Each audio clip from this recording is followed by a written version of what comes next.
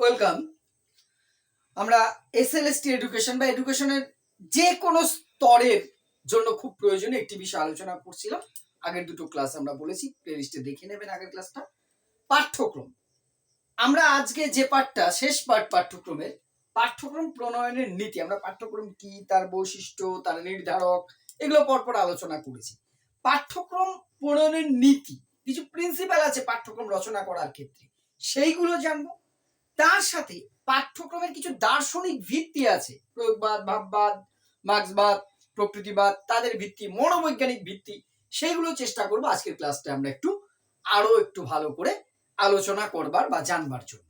নিশ্চয়ই আমার ভুল ত্রুটি আপনারা কমেন্ট বক্সে জানাবেন। পাঠ্যক্রম আমরা নির্ধারকগুলো আগের ক্লাসে দেখেছি যে কতগুলো বিষয়ের উপরে নির্ভর করে, কিছু জিনিস আছে যারা কি করে পাঠ্যক্রমকে নির্ধারণ করে দেয়, যারা হচ্ছে নির্ধারক। এবার একটি পাঠ্যক্রম রচনা করতে গেলে তার কতগুলো প্রিন্সিপাল আছে, নীতি আছে।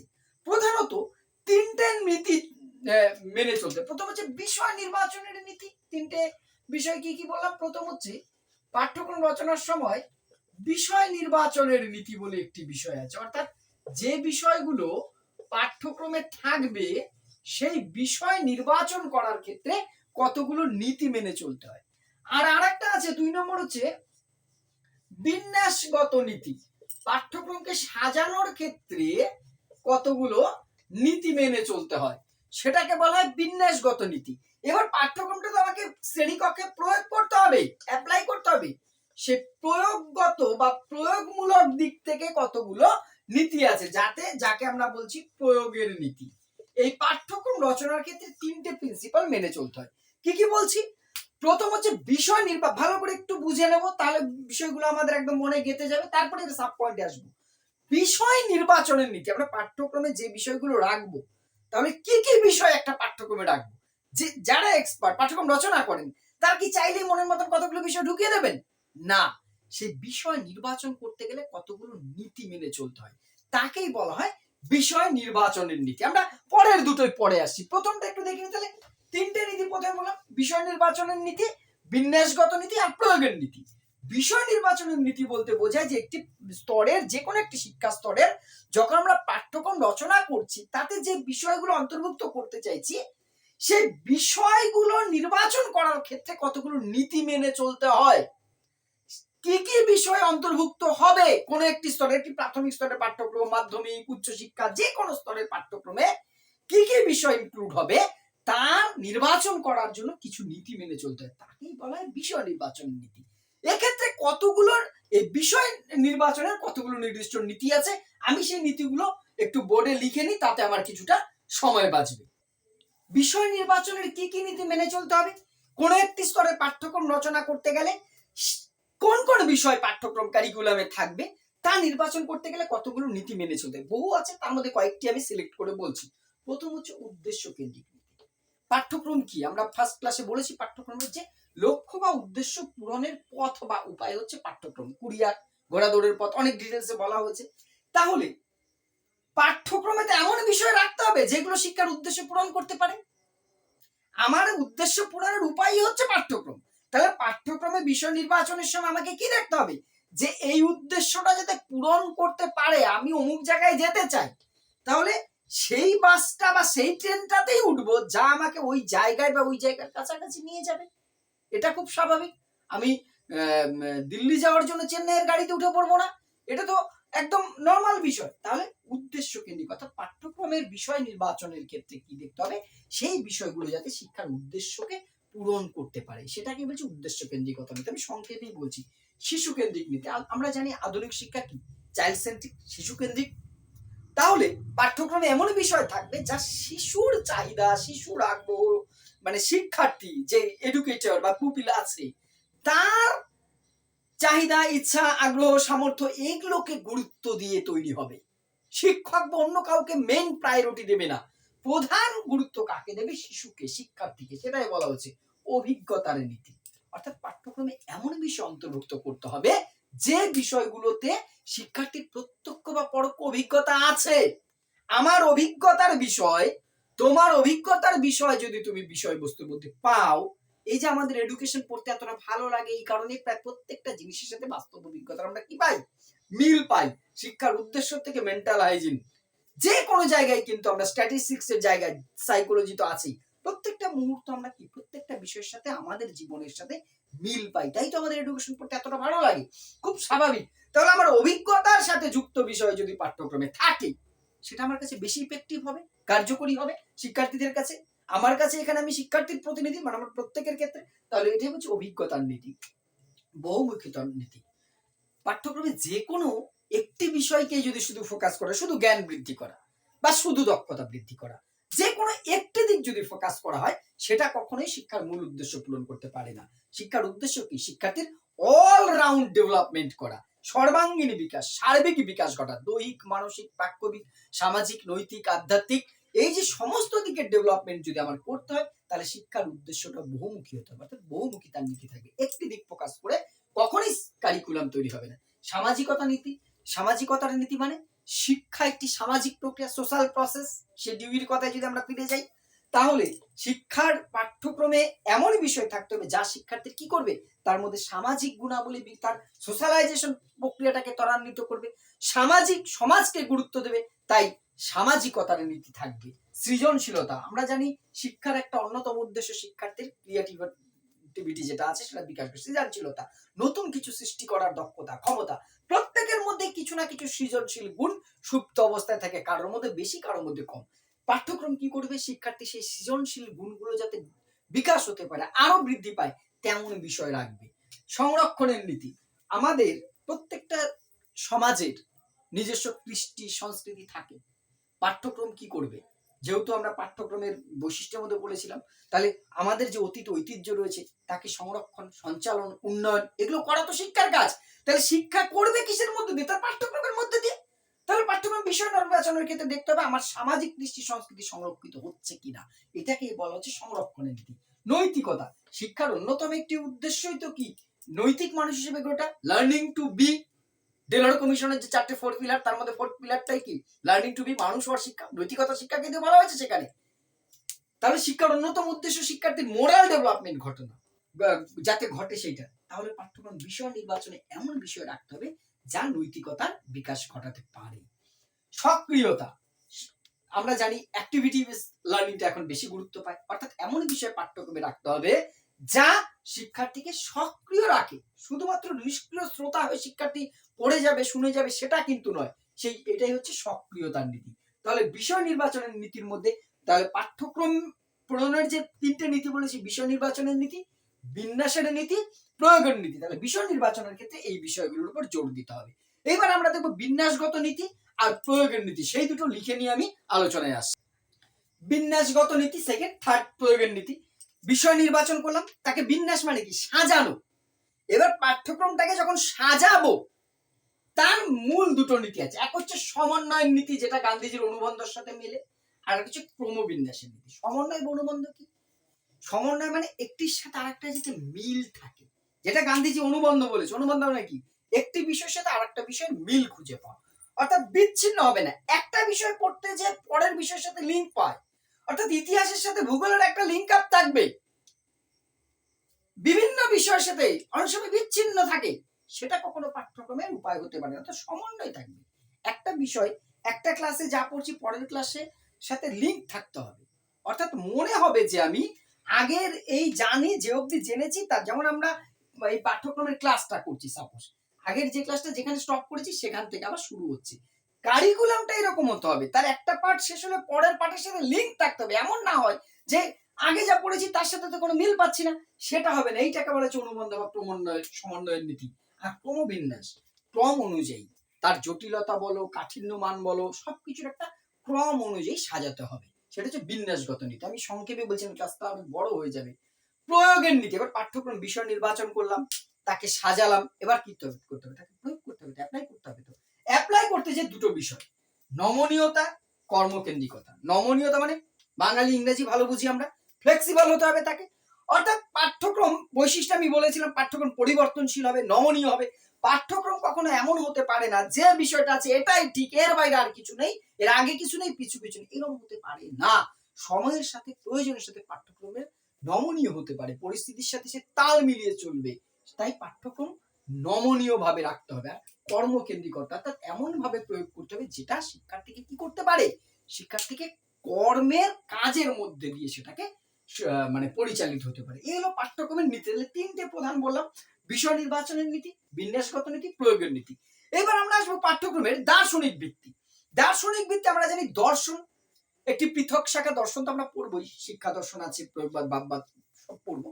এখানে পাঠ্যক্রমের ক্ষেত্রে প্রথমে যে বিভিন্ন মতাদর্শগুলো আছে, ভাববাদ, প্রকৃতিবাদ, প্রয়োগবাদ, মার্ক্সবাদ, তারা পাঠ্যক্রমের ক্ষেত্রে কোন দৃষ্টিভঙ্গি দেখেছে, তবে বিষয়গুলো খুব সংক্ষেপে কিন্তু আমরা জানবো, কারণ যখন আমরা এই দার্শনিক দৃষ্টিভঙ্গিগুলো পড়বো তখন ডিটেলস আমরা জানবো।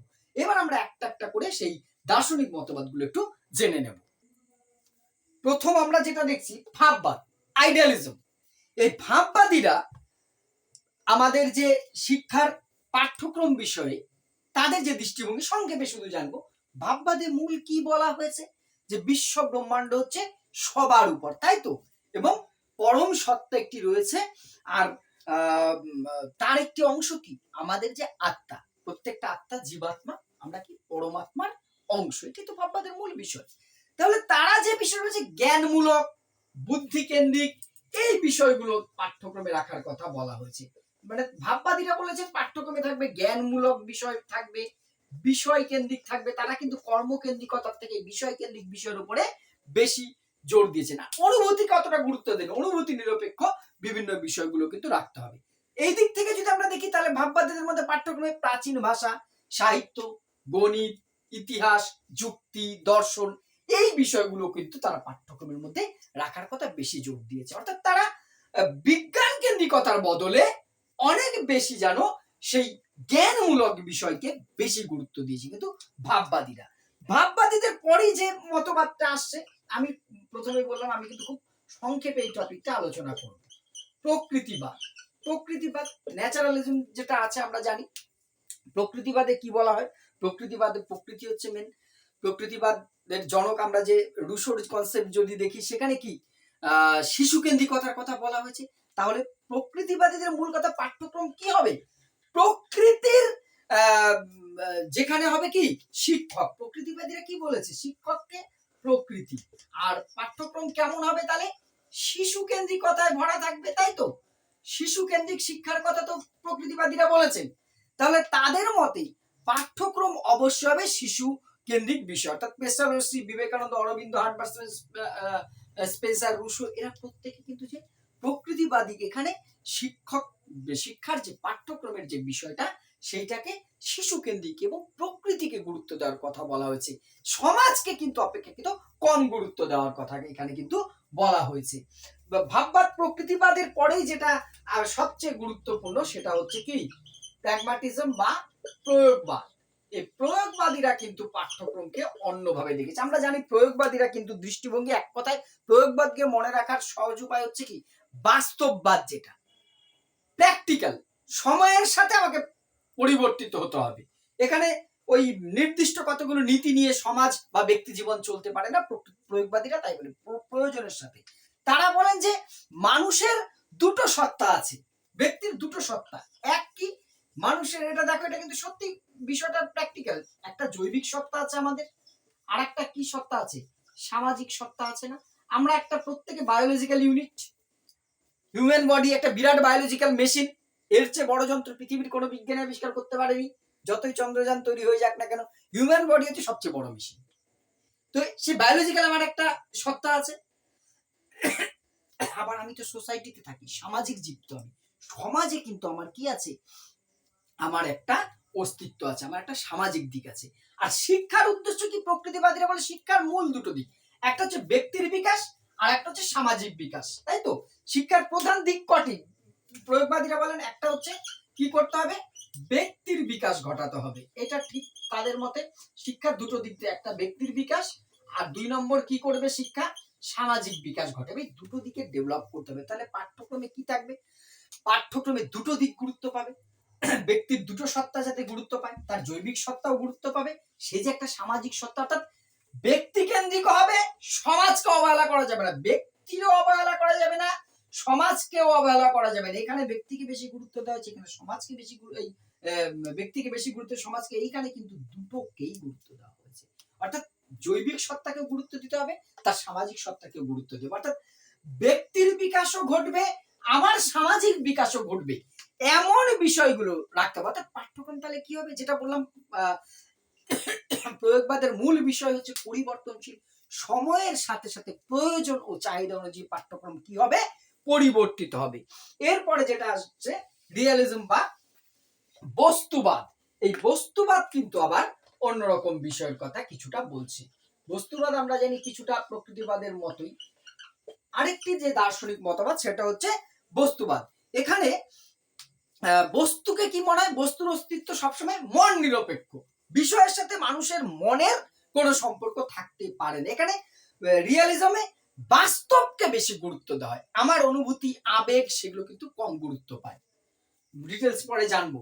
তো স্বাভাবিকভাবেই তারা কোনগুলো দিয়েছে, বিজ্ঞান, সাহিত্য, দর্শন, ভাষা, এগুলোকে বেশি গুরুত্ব, বিজ্ঞান যে বিষয়গুলো, গণিত, এই বিষয়গুলোকে তারা পাঠ্যক্রমে বেশি গুরুত্ব দেওয়ার কথা কিন্তু বলেছে। আর একটা যেটা গুরুত্বপূর্ণ মতবাদ আছে মার্ক্সবাদ। কার্ল মার্ক্স আমরা জানি বামপন্থী, এই বিষয়টার সাথে তো আমরা কম বেশি সম্পৃক্ত। যারা কি সাম্য, স্বাধীনতা, ভ্রাতৃত্বের কথা বলে, তাই তো মার্ক্সবাদীরা সাম্য, স্বাধীনতা, ভ্রাতৃত্বের কথা বলে, যারা মানে একটা শ্রেণী সংগ্রামের কথা বলে মার্ক্সবাদী, তো তাদের পাঠ্যক্রমটা সেরকম হবে বস্তুবাদী দর্শনের উৎপাদন ভিত্তিক। তাদের মতে মার্ক্সবাদীরা বলছে পাঠ্যক্রম হবে উৎপাদন ভিত্তিক। সমাজের যে বুর্জোয়া শ্রেণী রয়েছে তাদের সাথে কি করতে হবে, বৈষম্য ঘোচাতে হবে, নিরপেক্ষ সমাজ ব্যবস্থা গড়ে তুলতে হবে। তাহলে দর্শনের যে মার্ক্সবাদী দর্শনে তাহলে কি বলা হচ্ছে, যে তোমার যে বস্তুবাদী উপাদান ভিত্তিক এবং কর্মকেন্দ্রিক হবে, আর পাঠ্যক্রম বা শিক্ষার বিষয়বস্তু কি হবে, সমাজ গঠনের একটি উপযুক্ত বিষয়টা গড়ে উঠবে। এই গেল মোটামুটি দার্শনিক ভিত্তি। এইবার আমরা বোর্ডটা ক্লিন করে আসব পাঠ্যক্রমের মনস্তাত্ত্বিক ভিত্তি আলোচনা। এবারে যেটা আসি পাঠ্যক্রমের মনস্তাত্ত্বিক ভিত্তি, অর্থাৎ সাইকোলজিক্যাল বেস। খুব সংক্ষেপে এটাও বলবো, সাইকোলজিক্যাল বেস। এইটা বলতে গেলে প্রথমে আমার যেটা মনে আসছে পেসালোসির সেই বিখ্যাত উক্তি, I wish to psychological education and instruction. এটা আমরা সবাই জানি, এই লাইনটা তুলনার সময় question, I wish to psychological education and instruction. আমি শিক্ষাকে মনোবিজ্ঞান সম্মত করতে চাই বা দেখতে চাই, তাই তো। অর্থাৎ শিক্ষাকে যদি মনোবিজ্ঞান সম্মত করতে চাই, পাঠ্যক্রম তো শিক্ষার অন্যতম একটি উপাদান, হার্ট।